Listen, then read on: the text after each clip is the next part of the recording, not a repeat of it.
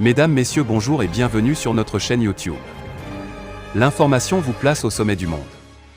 Alors si vous êtes nouveau, abonnez-vous et activez aussi la cloche de notification pour ne plus rien manquer.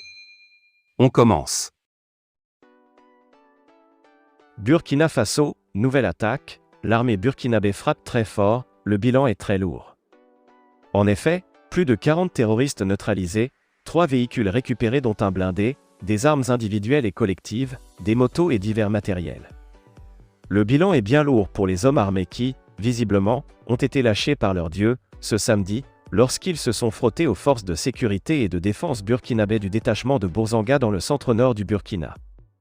Les éléments des forces du mal qui ont pu échapper à la réplique ferme des soldats de l'armée burkinabé, qui, malheureusement auront perdu 5 des leurs, sauront désormais qu'ils ont en face des adversaires qui ne veulent plus servir aussi facilement, de chair à pâté dans ces assauts lâches qui ne laissent aucune chance tant aux populations civiles qu'aux militaires.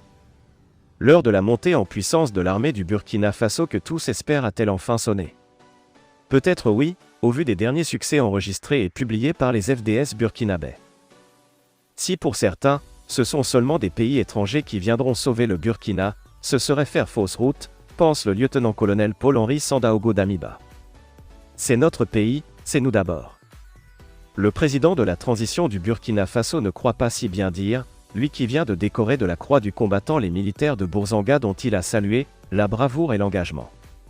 C'est la preuve, a signifié le chef suprême des armées burkinabé, que l'ennemi n'est nullement supérieur à nous. S'il faut reconnaître et surtout louer les mérites des soldats burkinabés qui se sont battus sans répit au sol, l'on ne saurait occulter l'importance de la logistique aérienne. Un appui aérien déterminant, marqué par l'intervention de l'hélicoptère Mi-24 de l'armée de l'air du Burkina et le déploiement, à partir de Niamey au Niger, d'une patrouille de chasse Mirage 2000 de la force française Barkhane. Une fois de plus, le mano à mano entre le Burkina et le Niger, à la suite des opérations militaires conjointes en lien 2 et 3, a gagné à Bourzanga, notamment dans les phases de ratissage et de sécurisation, avec l'engagement par le voisin nigérien d'un avion ISR Cessna. Une victoire qui vient donc renforcer la vision de ceux qui, comme le président nigérien Mohamed Bazoum, sont persuadés que la lutte contre les attaques armées des djihadistes et autres bandits ne peut se gagner en solo.